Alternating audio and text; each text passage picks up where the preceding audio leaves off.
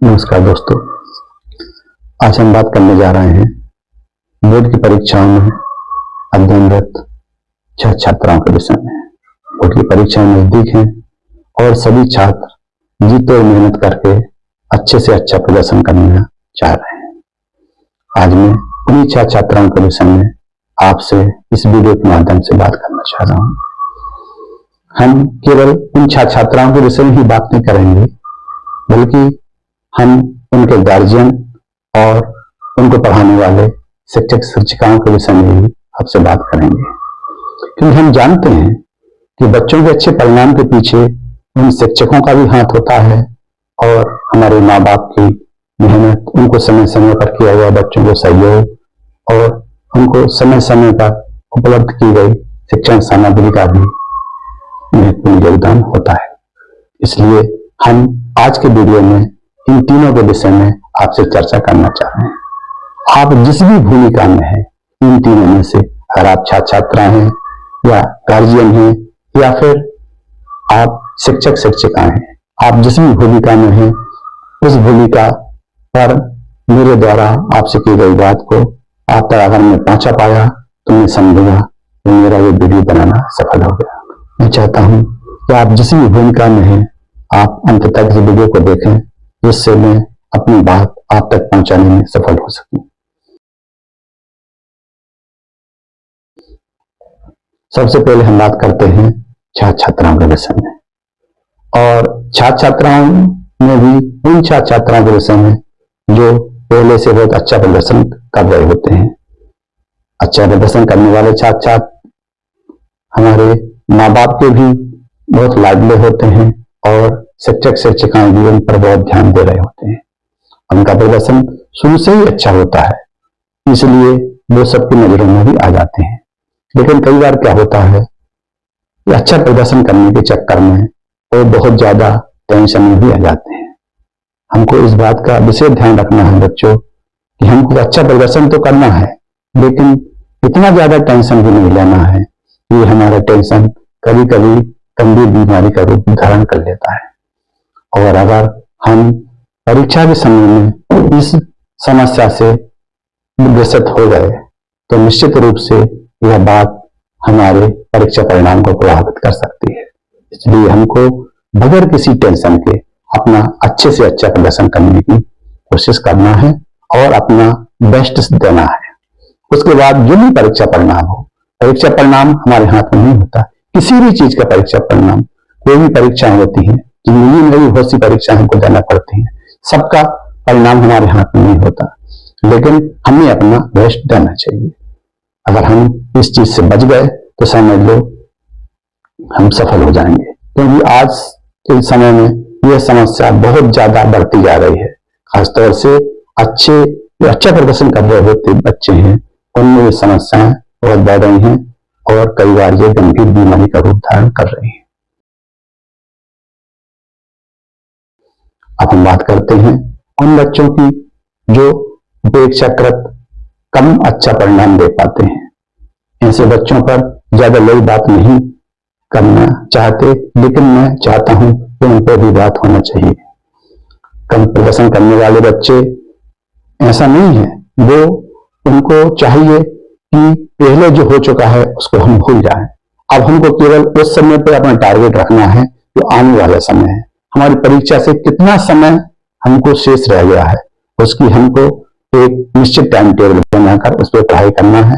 हमको important questions पर ध्यान देना है। हमारे टीचर्स ने जो हमको गाइड किया है, इन क्वेश्चनों पर हमने ज्यादा ध्यान दिलवाया है। केवल उन्हीं को अगर हम टारगेट लेके चलेंगे तो हम निश्चित रूप से अच्छा परिणाम प्राप्त कर सकते हैं। एवरेज बच्चों पर भी ध्यान देना चाहूंगा। एवरेज बच्चे हमेशा से एक सी स्पीड से चलते हैं, उनको न ज्यादा टेंशन, पढ़ाई में बहुत अच्छे प्रदर्शन कर रहता है और ना ही वो फेल हो पाते हैं। लेकिन उन बच्चों को भी ये कोशिश करना चाहिए कि हम अपन से आगे वाले बच्चों को देखें, उनसे कंपटीशन ज्यादा ना करें, क्योंकि कंपटीशन के चक्कर में हम जो प्रदर्शन कर रहे हैं कहीं हमको उससे भी पीछे न जाना पड़े। हमको अच्छे से अच्छा प्रदर्शन करना है, लेकिन ये कोशिश करना है कि जो बच्चे हमसे आगे हैं हम उन तक पहुंचने की कोशिश करें और अच्छा प्रदर्शन करेंगे, बगैर किसी टेंशन के, बगैर किसी दबाव के। अब मैं बात करूंगा हमारे माँ बाप के विषय में। माँ बाप के विषय में भी सबसे ज्यादा ध्यान उन्हीं बच्चों पर दिलवाना चाहूंगा जो बहुत अच्छा प्रदर्शन कर रहे हैं, क्योंकि बहुत अभी भी मैंने जो कुछ देर पहले बात की, ये बच्चे बहुत अच्छा प्रदर्शन करते हैं, कभी कभी बहुत ज्यादा टेंशन भी ले लेते हैं। अच्छा, टेंशन उनको पढ़ाई का तो होता ही है, एक इस चीज का भी प्रेशर होता है कि उनसे अपेक्षा भी हमारी ज्यादा होती है, माँ बाप की भी अपेक्षा ज्यादा होती है, टीचर्स की भी अपेक्षा ज्यादा होती है, इसलिए उनको भी इस चीज का टेंशन हो जाता है कि हम कहीं उनकी अपेक्षाओं पे खरे ना उतर पाए तो क्या होगा, कुछ नहीं होगा। हमको बच्चों को बार बार इस चीज का बोध कराना चाहिए कि आप अपना अच्छा प्रदर्शन करें, उसके बाद जो भी परिणाम हो जो हमें स्वीकार होगा, उससे कोई दिक्कत नहीं। जो भी अगर परिणाम हमारे अनुकूल रहा तो बहुत अच्छी बात है, अनुकूल नहीं रहता हम फिर से तैयार करेंगे, क्योंकि ये माँ बाप का कर्तव्य होता है।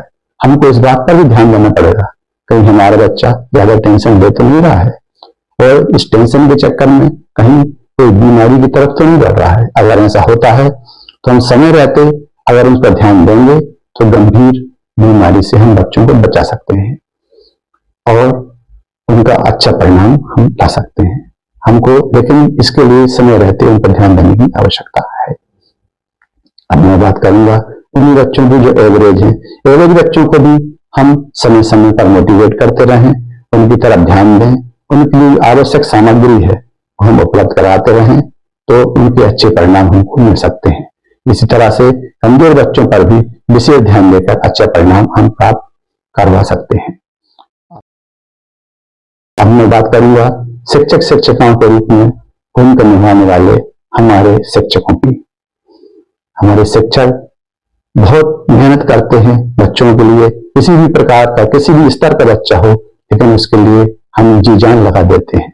मैं भी एक शिक्षक हूं और इसलिए शिक्षक के नाते उसकी भूमिका बहुत अच्छे से समझता हूं। हम जानते हैं कि हमारी क्या भूमिका है, हम बहुत मेहनत करते हैं, लेकिन हमको बस इस चीज पर और ध्यान देने की जरूरत है कि हमारा बच्चा किस कैटेगरी का है और उसके लिए किस तरह से हम मेहनत करें, किस तरह से उसको मोटिवेट करें। उसी स्तर के हिसाब से अगर हम उसे मोटिवेट करेंगे तो वो हमारे लिए बहुत अच्छा परिणाम दे सकता है। आप सोच रहे होंगे कि मैंने ये वीडियो क्यों बनाया। मेरी बेटी भी कंपटीशन एग्जाम की तैयारी कर रही है। मैंने कई बार उसे समझाया बहुत ज्यादा टेंशन लेने की जरूरत नहीं है। कई बार मैं देखता था बहुत टेंशन में, बहुत ज्यादा टेंशन में, तो कई बार पढ़ाई उसकी डिस्टर्ब हो जाती थी और मुझे लगा ज्यादा टेंशन नहीं लेना चाहिए। मैंने कई बार उसे समझाया, बेटा ऐसा नहीं करना, ये नहीं करना, वो नहीं करना। एक बार उसने मुझसे कहा, पापा आप इस तरह से इतने अच्छे से मुझे समझा रहे हो, अगर यही बात आप और बच्चों तक पहुंचाओ तो हो सकता है कोई और बच्चे को इसका फायदा मिल जाए। उसी समय मैंने सोच लिया कम से कम मैं ये वीडियो जरूर बनाऊंगा। मेरी बात अगर एक भी बच्चे तक पहुंच पाई तो मैं समझूंगा कि मैं इस वीडियो को बनाने में सफल रहा। धन्यवाद। अगर आपको मेरी बात अच्छी लगी हो, ये बात मेरी आप तक पहुंच पाई हो, तो आप मेरे वीडियो को लाइक और सब्सक्राइब करें और मेरे वीडियो को बढ़ाएं। धन्यवाद।